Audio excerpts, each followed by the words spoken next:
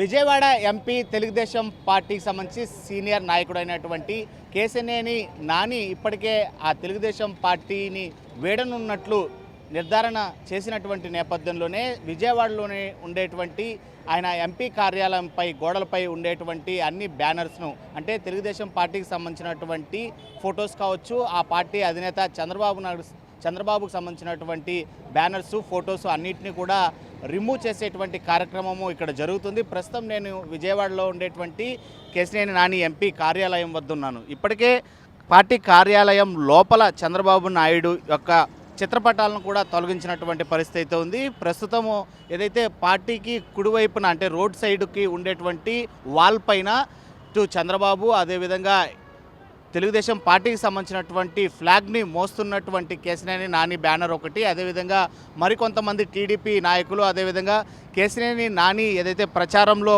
వెళ్ళేటువంటి సమయంలో టీడీపీ కండువాలు కప్పుకొని ప్రజలతో మాట్లాడేటువంటి సీన్స్ ఉండేటువంటి పోస్టర్స్ అన్నింటినీ కూడా మనకు ఇటు మెయిన్ రోడ్ నుంచే ఎంపీ కార్యాలయం గోడలపైన దర్శనమిస్తూ ఉంటుంది విజయవాడ ప్రజానీకానికి. అయితే ఇప్పటికే ఏదైతే కేశినేని నానికి టికెట్ కన్ఫామ్ లేదు, ఖచ్చితంగా ఇవ్వబోము అని తేల్చి చెప్పినటువంటి నేపథ్యంలోనే అదేవిధంగా తెలుగుదేశం పార్టీకి సంబంధించినటువంటి విషయాల్లో కూడా కొద్దిగా దూరంగా ఉండాలని చెప్పి ఆ పార్టీ అధినేత చంద్రబాబు కొంతమంది దూతలతో ఎంపీ కేశినేని నానికి ఒక సమాచారాన్ని ఇచ్చినటువంటి పరిస్థితుల్లో కేశినేని నాని నిర్ధారించుకున్నారు తెలుగుదేశం పార్టీకి నుంచి తాను ఖచ్చితంగా బయటికి వచ్చేయాలి అని చెప్పి.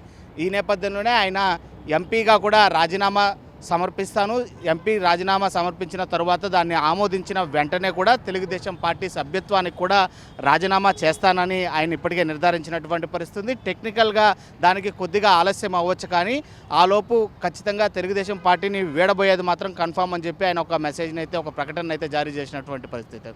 అయితే తిరిగి ఏ పార్టీలో జాయిన్ అవుతాను అనేటువంటి నిర్ణయాన్ని ఇంకా ప్రకటించినప్పటికీ కొంతమంది సన్నిహితులు కావచ్చు, ఆయన వెంట నడిచినటువంటి అనుచరులు కావచ్చు, తను ఈ స్టేజ్కి రావడానికి కారణమైనటువంటి క్యాడర్ కావచ్చు, వీళ్ళందరితో సుదీర్ఘమైనటువంటి చర్చలు సమావేశాలు నిర్వహించిన అనంతరం తాను తిరిగి ఏ పార్టీలో జాయిన్ కాబోతాను అనేటువంటి విషయాన్ని త్వరలోనే వెల్లడిస్తానని కేశినేని నాని ప్రకటించారు. అయితే నిన్నటికి ఏదైతే కేశినేని శ్వేత విజయవాడకు సంబంధించి 11వ డివిజన్ కార్పొరేటర్గా వ్యవహరిస్తున్నటువంటి తను కూడా తన పదవికి రాజీనామా చేయడంతో పాటు తన తండ్రితో సహా తాను కూడా పార్టీని వదలడం నిజంగానే తీవ్రమైనటువంటి బాధను మిగులుస్తుందని, ఇన్ని రోజుల పాటు తమకు సహకరించినటువంటి చంద్రబాబు సార్ అని సంబోధిస్తూ, లోకేష్ని అన్న అని కూడా సంబోధిస్తూ ఎక్స్ సోషల్ మీడియా వేదికగా కూడా తాను ఒక పోస్ట్ని అప్లోడ్ చేసినటువంటి పరిస్థితి. ఈ నేపథ్యంలోనే ఇప్పటికి ఆల్మోస్ట్ ఇంకా నిర్ణయం తీసుకునేసినటువంటి నేపథ్యంలోనే కేశినేని నాని కార్యాలయానికి సంబంధించినటువంటి సిబ్బంది అయితే ప్రస్తుతం ఆ పార్టీ కార్యాలయం వాల్ పైన ఉండేటువంటి తెలుగుదేశం పార్టీకి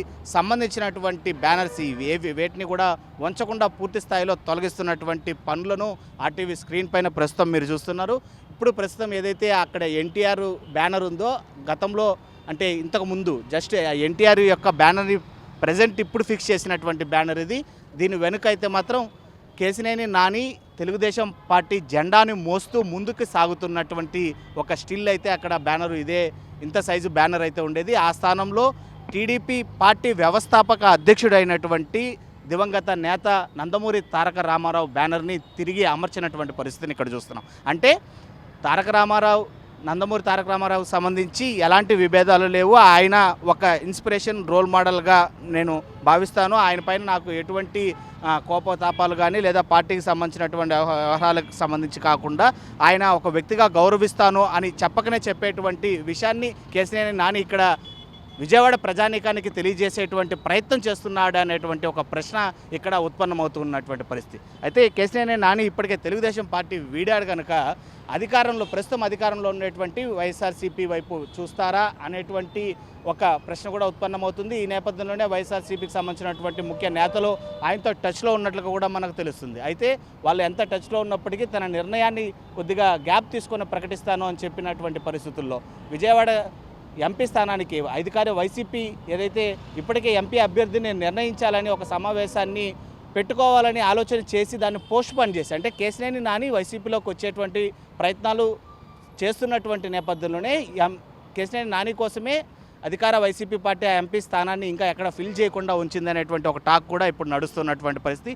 ఏదేమైనా ఆయన ఎంపీగా ఇప్పటికే ఉన్నటువంటి పరిస్థితుల్లో ఆయన రిజిగ్నేషన్ని ఇటు స్పీకర్కి సమర్పిస్తాను, స్పీకర్ కనుక టెక్నికల్గా దానికి సంబంధించినటువంటి అన్ని వ్యవహారాలను పూర్తి చేసి స్పీకర్ కనుక ఖచ్చితంగా తన రాజీనామాని ఆమోదించిన వెనువెంటనే తెలుగుదేశం సభ్యత్వానికి కూడా తాను రాజీనామా చేస్తానని చెప్పి కూడా కేశినేని నాని ప్రకటించినటువంటి పరిస్థితుల్లో ఇక అంతా కన్ఫామ్ అయిన తరువాత, అంటే తెలుగుదేశం పార్టీ వీడిపోయాను అని కన్ఫామ్ చేసుకున్నటువంటి తరువాత ప్రస్తుతం విజయవాడ పార్టీ కార్యాలయంలో గోడలపై ఉన్నటువంటి బ్యానర్స్తో పాటు కార్యాలయం లోపల ఉండేటువంటి చంద్రబాబు, అదేవిధంగా తెలుగుదేశం పార్టీకి సంబంధించినటువంటి ఆల్ సింబల్స్ అండ్ చిత్రపటాలను కూడా తొలగించినటువంటి పరిస్థితిని అయితే ఇక్కడ కనిపిస్తుంది. ఇదంతా చాలా ఆసక్తిగా విజయవాడ ప్రజానికం రోడ్డుపైన వెళ్తూ ఇక్కడ ఒక్కసారిగా నిలబడి చూసేటువంటి పరిస్థితి మరి కాస్త వైరల్గా మారిందని కూడా మనం చెప్పొచ్చు.